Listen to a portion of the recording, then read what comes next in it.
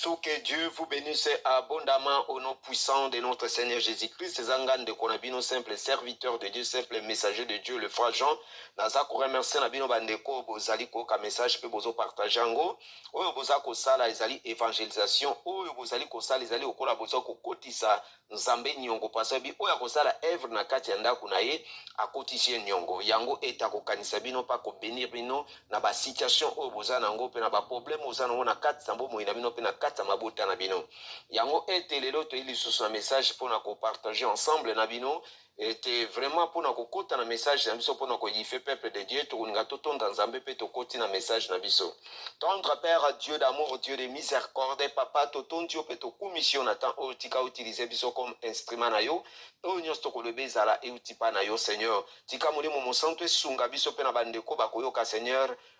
Bazala édifié pe esala makamu isina katsa bomo ila bango na kombo na Yesu Kristo ndeto si koroba amen. Bien shalom shalom peuple de Dieu ndenge turobi que notre lutte n'est pas charnelle mais spirituelle. On va veiller et prier afin que tout tombe bien dans la tentation. L'esprit est bien disposé, la chair est faible. Que Dieu est esprit. Adorer en esprit et en vérité. Parce que tu es bien monde comment ezali kotambola. Alors ce qui toza kolobaba makambo nyonso toza pona koluka kolendisa peuple de Dieu parfois ba mesusu balobaka que non omoni boni toujours koloba kombo ya diable omoni bozo pesa succès il faut être moto zana liloba parce que Bible za côté ya biso soto koti na kati ya Bible toke na kati ya Bible na 2e Timothée chapitre 3 na verset 16 à 17. C'est 16 à 17 balobi na biso nini balobi toute écriture nyonso où ils a inspiré de Dieu et utile pour enseigner, pour convaincre, pour corriger, pour instruire dans la justice. Dans verset 17, afin que l'homme de Dieu soit accompli et propre à toutes les bonnes œuvres. Tout le monde va bien écrire nous inspirés de Dieu et ça pour nous enseigner. De Genèse Apocalypse, il faut tout yango. Ezali ou te pour na kola musa peuple de Dieu,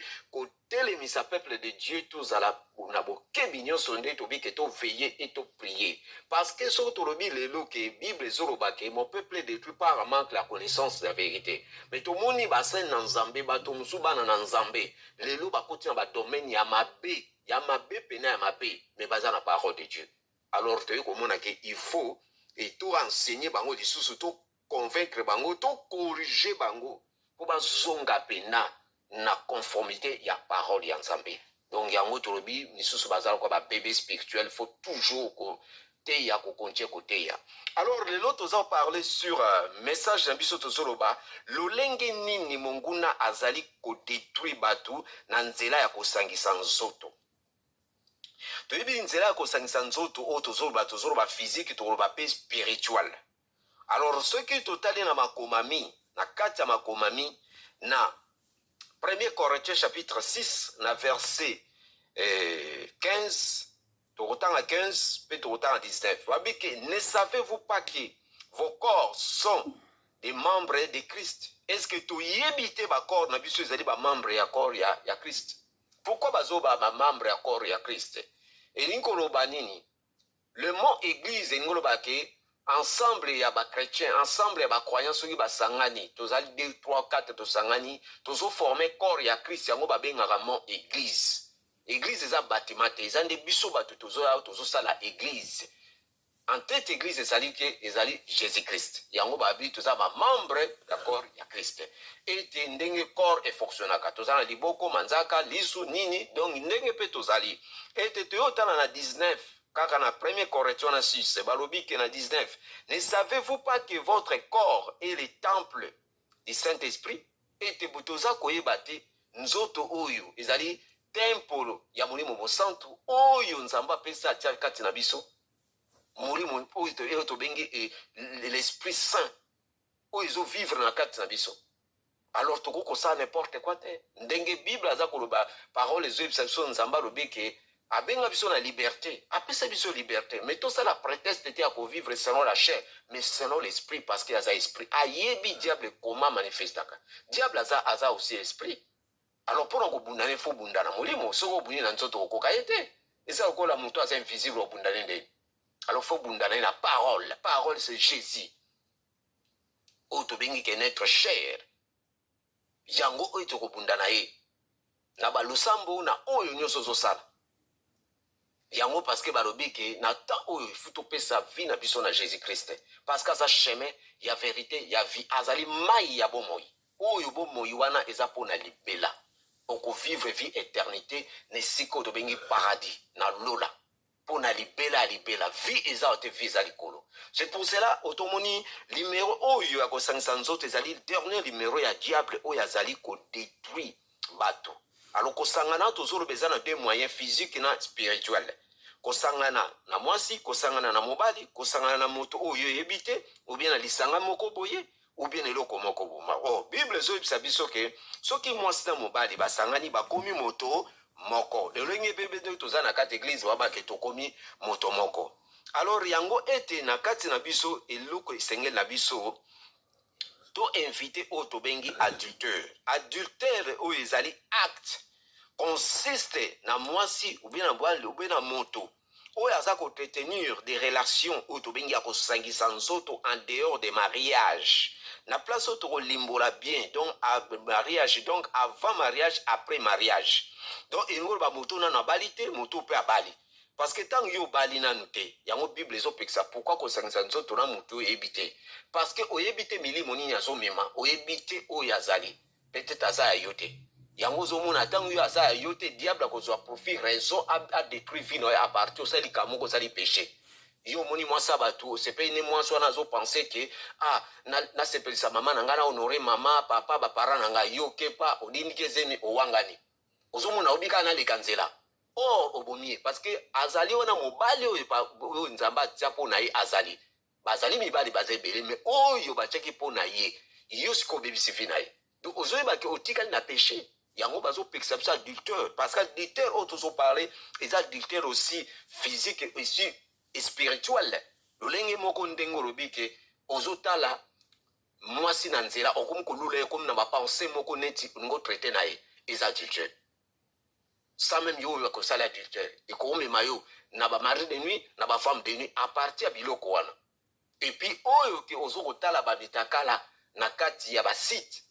bolumbu eza aussi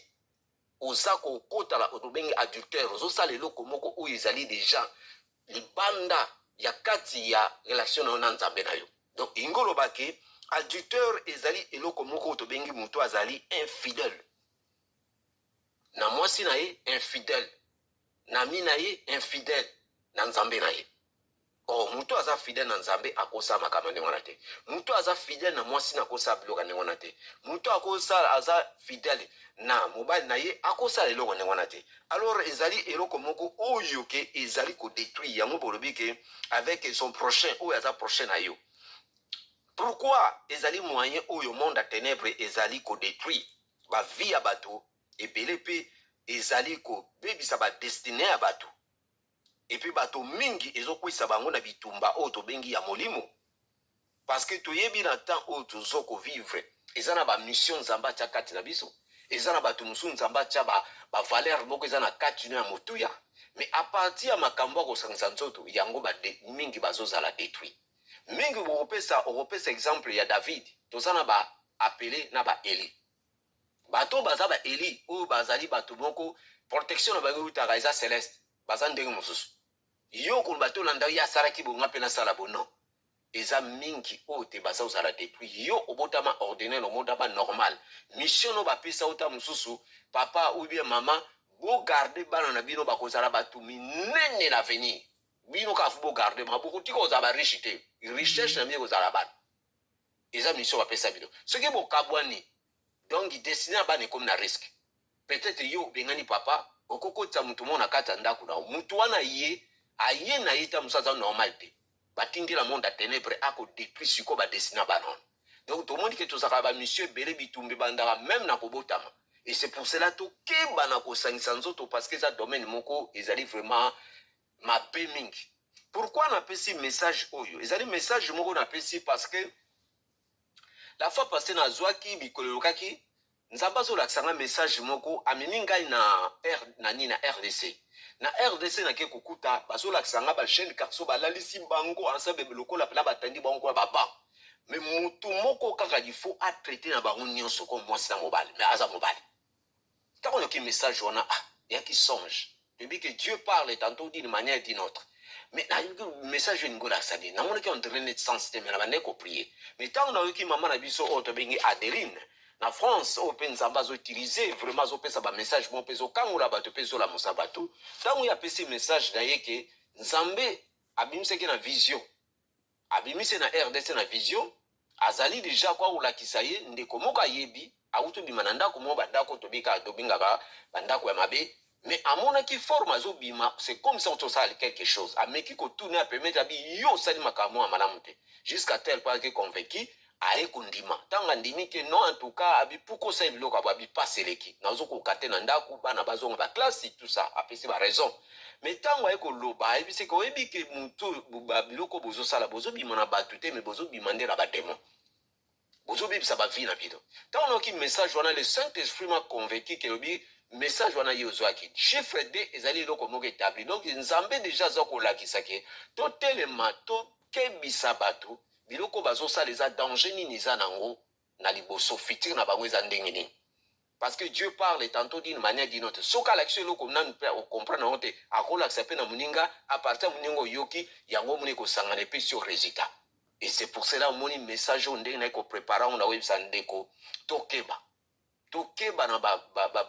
bakosangana moto oyo oyebi te na kati ya vi na yo et surtout soki oza déjà na libala mpe nano obali te tomoni bana na biso mingi bavi ebebi parce que ezali oyo te obimani na moto moko oyo fali obima na ye te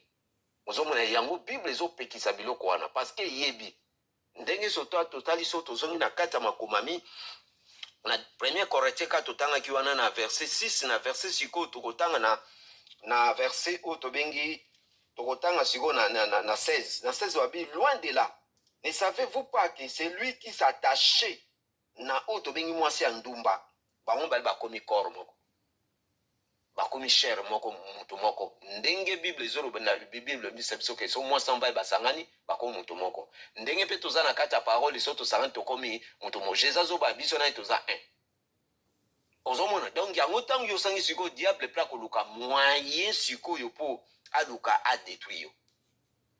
yango mingi betwala bato mingi bazozwa yango bayibi yango te bazwi yango bakomosalela yango yo comme esclave peut-être nzambe atiaki mission moko ya motuya na kati ya vi na yo ebebi peut-être nzambe atia yo ke ntango ozali wana yo moto kosunga famille me okoti na biloko wana babebisi vi na yo tanto oyo koki ozala meme ke ndenge ta mosusu ndenge ofai na mwasi wana vi na yo mobimba me bakoka kotake yo bakokoka te na mobali mpe na mwasi mais à partir yo ke okobandi kobima libanda bazwi facilité ya kodétruire parce que eza dernier numéro ya diable soki azokokota komema na biloko oyo et le même pareil nde na koloba na bato botalaka bafilme ya mabe omoni ntango bozotala bafilme mabe ememaka bamari de nuit bafemme de nuit même na nzela ozomona mwasi bato bandi kolula ye obandi opense neti ke c'est comme si bobimi na ye donc biloko wana ebengaka mari de nuit femme de nuit yango diable aprofitaka parti wana yango nalobi adultère physique spirituel donc osali yango spirituel donc mpe ni spirituel okomomona ngo na butu ndenge okomomona ngo na butu ndenge wana faites attention na moi osangana na mwasi moko soki oko sala repentance c'est oprie obengani milimo wana mais soki obandi omona biloko wana okobima na mwasi libanda automatiquement ekomi mpenza azwi contrôle sikoyo ya vi na yo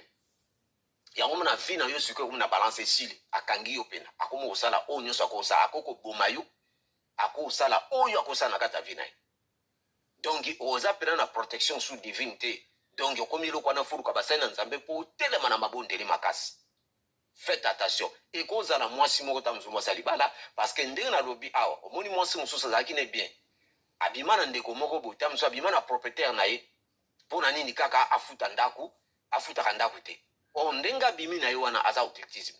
atikeli milimo parce que eza temps oyo batransmetaka bamilimo na kati ya nzoto ya bato parce que motu mosusu akoya abimi na yo aza occultisme aza ta mosusu na 15 démons 50 100 tango bosangi na ye atikeli milimo wana mais sikoyo soki oza en Christ osalaki yango volontairement te esali neti bafonction bien nta mosusu moto alingaki afonction na makasi oza pene otambola na kobanga nzambe milimo wana ngo ekota eza te mpo ekokuta moto ekuta saint esprit efandi omona mpo akimi mais soki oza deja otambolaka na mabe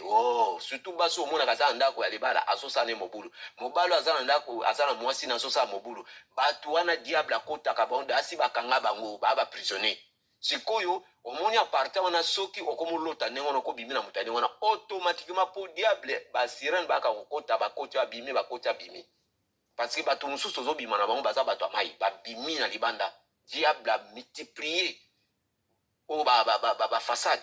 abimisi na bato ne baargent na ye babimi mosusu balati baposo banini baza kwa tozosanga na bango moko oyo tobengi diable akitaka akiti mpe na région inférieure aye asali baopération alati mpe na poso ya moto alati mpe veste akoti mpe na kati ya oyo tobengi na nini na kati na boîte akoti mpe na kati ya disco akoti na bar akoti mpe na hotel azwi mpe mwasi babimi ne comme mwasi ya mobala apesi yo mpe mbongo o mbongo wana asasombi yo esili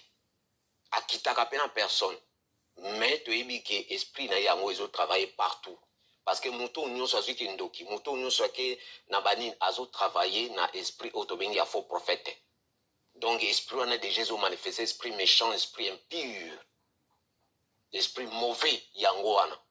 oyo ebebisi déjà bavie ya bato donc apartage apesi yo bademo parce que bademo baza na bisika ofanda te balukaka place ya ofanda yango monaka babi na yo ke soki bademo bazalaki 3 oyo bayi 4 obengani bango ntango bazongaka babakamaka ebele mpo barenforcaka ete linga ntango ozomona eloko moko ezoyelo désir ya nzoto ezoyela oyo na kati ya motu bengana yango eza lokola neti bamama mosusu oyo tobengi na babikolo mosusu azwa mwana ne bakata ebikila oyo ndenge oye na bakapitale boye okobima na mibali meme 10 même 20 ekosala eloko moto okozala na énergie makasi bakosala bacérémonie cérémonie wana ezalaka déjà alliance oyo déjà bazwi esprit ekoti na kati na ye mwasi wana kozala ifo atretaka na basi libali kaka ebele même lelo azwi libala ya malamu mpena moto azwi ye mpena afanisi na ndako yeba mobali mosu akozala aza riche ana makambo akosala bafere mameyaka sikoyo yo sikoyo ndenge oza wana l'esprit oyo eza na kati yo na tele mo pasaki na délivrance te oza komona kaka posa ya nzoto yango mona mosusu okondola na moto moko oyo kutu oyebi te parce que esprit wana moto ezotindo ndenge wana lolenge moko na bakisi oyoyo baautorize bakisi mosusu tozomela nde baviegra mosusu oyo bezomela bokoko ezali bakisi mosusu ezali ya baesprit ndenge omona moto akepa nganga nalingi mpena ke donc nazala fort ani eyako neti bakati okamo basali cérémonie bazwi kaka démon bakotisi yo donc démon moto azotravaille na yo nzoto wana ozomonaki na ya fort na bo non démon moto azotravaille na yo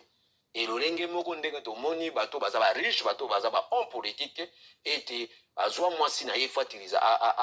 abimaka na bajeune garçon ndenge azobima ye azorenie lolenge moko mpe ndenge koyozala neti na basali na nzambe mosusu bakomande fo bimaka na bajeune fille mosusu fo bimaka na babasi ya bato pourkui bazokomande yango yo komona obimi na mosali na nzambe omoni kaka eza ya kobombama eleki nango non eza déjà malédiction ekoti na kati ya vi na yo bademo wana parce que ntango moto wana akenda kozwa kisi ete basalaki cérémonie balesaki biloko basalaki babikilaki lebele donc demo déjà sa koti diable akoti na kati na ye ntango yo obimi na moto wana obimi na moto wana te obimi nde na diable obimi na demo soki balakisa ofunga na miso omona okokuti kosupporte te alors ozomona bato wana bakasu normal te elolenge moko ndenge tolobi na moto aza na misala ya mabe neti aza na kindoki ozomona ndenge ndeko namonaka ye nayebaka te aza na kindoki abima na sere moko sere wana komobima na mibali ya korali nyonso donc abimi na bango nyonso jour moko te mais abimi na ota mosusu 3 jours mosusu une semaine neti o akomi nini fiancé na ye après keke batiki azwi oyo atiki azwi oyo atiki le temps ekoyebisanga ke tala moto na nga na proposa comme nayebisi na espérance aza yango aza mfute oyo no frère okolo babotenga bi oui nayebi na espérance mais lelo ekobimaka azaki ndoki ntango asali ndenge wana tala sikoyo bavie ya baninga wana nyonso bayi na koran bayaki na vie bakota ngola baya mikili bande mpe kotourne kosala bacommerce na bango bakata na bango nyonso bazonga na RDC babiso kotala bavie na bango oreke te ozomona ndenge diable azodetruire bato ememaka bato na kufa physique mpe spirituel akoboma yo donc eza na facilité ntango bakangi yo bazotravaille na bakambo na yo okomi prisonnier. Donc comme si on a niveau moko ou bien mosen ensemble azape na très élevé na niveau spiritualité ou bien et yo moko kota mabonde ni makasi po bima place ni wana po mingi baza ba prisonnier bazona ndenge tozomona makambo mama na biso deni na moni o penga na moni et o tozomona ba jeune na biso a lelo na poto mingi bakoti na ba biloko wana ba lesbienne o to bengi bakoti mususu na ba na nini bakombage. Alors biloko wana nyonso papa eza vie à moi na déjà baby vie à moi ne baby. Alors c'est le temps, c'est le moment tout est là parce que ils ont moyen au diable à se détruire milliers ya bateau milliers ya bateau. Tout le monde a ndenge tout le monde Joseph n'a pas cet exemple à résister. Mais ceux qui le loyo à ça qui les cambonais ou à ndé le lo à sa ministre ndé le lo a aider famille na été ndé le lo a sali makambo a au salate à partir kaka ya kusanza nzoto. Nous avons les alliés moyens aussi. Na bandako ya baganga oyo bazwaka moyen abimaki na mwasi nanga azwi mwasi nanga o asali bo nde bako détruire yo pona yebi papa moko apesanga conseil nanga mwana ngai komeka te mwasi ya mutu soki olinga obima suki ya pembe deuxième mutu ayekolo banga likambo wana na mboka mona ke nakanisa ekutu nazwele makanisa alinga azwelanga makanisa mabe mais saint esprit lobi ke non balobelo déjà likambo abinanga soko olinga ozala victime te ndeko voyage à l'école à car ou un accident tout yo posa na katu okufi évitez moi ça moto. Or ezabanzela oyo bango bakanga ngo batu yango nazo senga na batu oyo botala ka ba film ya mabe bokeba parce que mimaka ba marine bi ba femme de nuit et puis tango ko mema biloko wana soki sikoyo ke obimi na mwasi pe na moi oyo za physique wana ezablo monese spirituel parce que yo la lui éviter izo salema ozomona oyo ezaka na spiritualité yango ibanga na physique soki sikoyo na physique osali yango automatiquement bazwi contrôle la vie na mobimba ici ekomi difficile pour même obala okomi na baproblème okomi prisonnier ekomi sikoyo délivrance moko ya makasi. Alors tokeba ozomona ntango tomona mpe bafemme de nuit bamari de nuit mingi bazala colère balingaka kutu te ke ntango mosusu mobali abala ntango mosusu mobali mwasi azwa mobali ou bien mobali azwa mwasi omona mosusu jeune garçon type akufi atika obala te mosusu eza koza mari de nuit femme de nuit mosusu eza nango normal abia servir na nzambe alingi nete po biloko nyonso kotya positif négatif ete bokeba et surtout na baréseau sociaux ndenge tozotala na bainternet botika kopartageaka baimage wana ya bata bolumbu epuis na koyebisa na bandeko bana basi surtout bandeko na nga basi soko omoni mobali alingi yo na Facebook na baréseau sociaux azolinga yo alobi na oke non nalingi mpena otika na bolumbu na yo namona yo bien nasepeli ndenge wana parce que nazolinga na balo aza mobali te alingi yo te kosala yango te et même ye kutala kisha azwi bolumbu na atindeli yo kotinda yo te parce que eza na monde ya ténèbre eza na bato mosusu bakoti na bascience occulte wana basengi kaka linga motu moko boye atindelo ka baimage donc baimage ne kaka motakala bango bakozwa baoke na monde wana bavia bato ezobeba yango tolobi osali déjà adulte samombi oyeba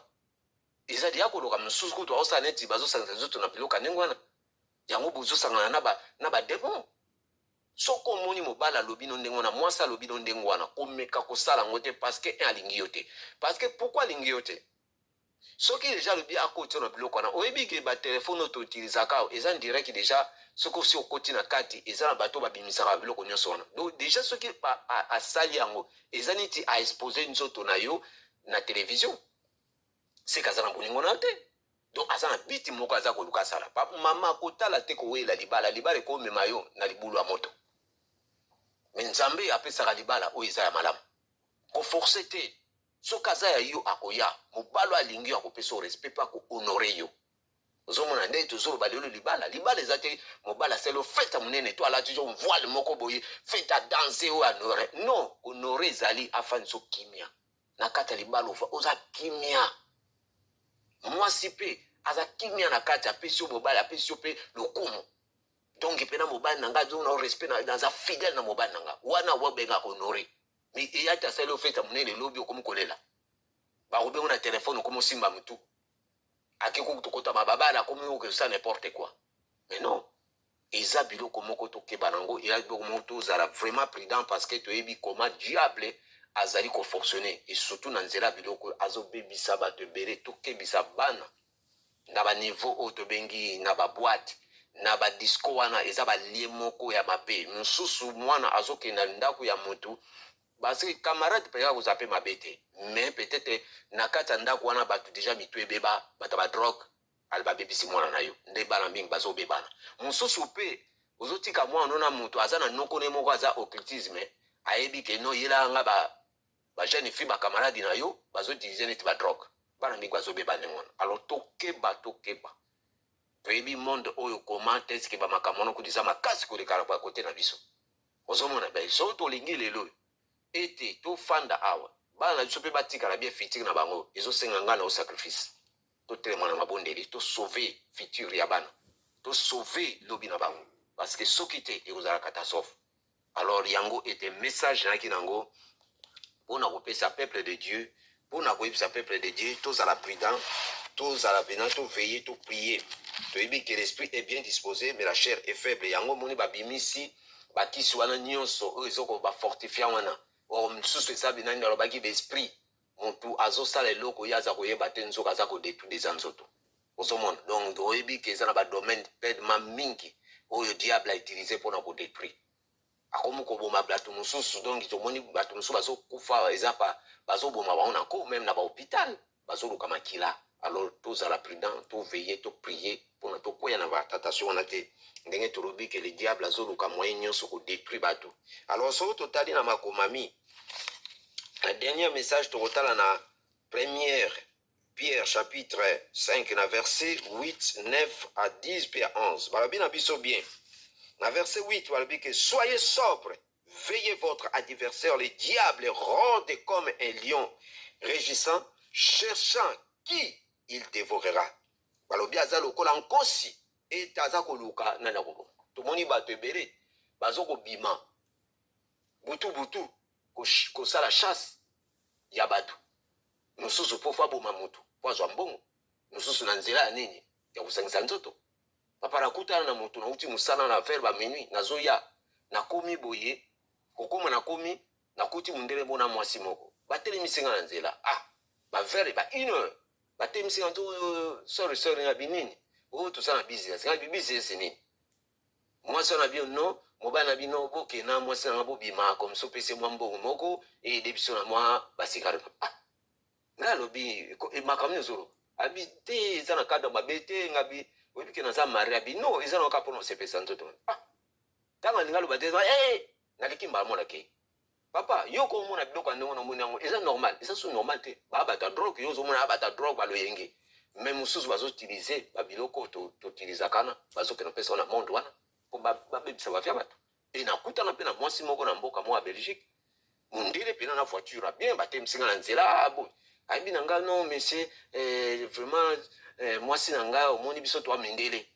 so mwasi aza na besoin eloko okoko satisfaire ye mwasi na nga alingi abima na banoir po asepelaka na banoir mingi nga nabima na ye toke kuna tokofuta o mbongo ngabi estce mpena aza mwasi no abi te mwasi na nga ngabi oyo mpena aza mobali no abiseke nga na biseke bolingani te oyo te makambo nyonso bangabi bolingani te ngabi jamais never nakosala eloko no nabima kuna nakei me yo okeba biloko wana osali yango bakokokende kuna babomi yo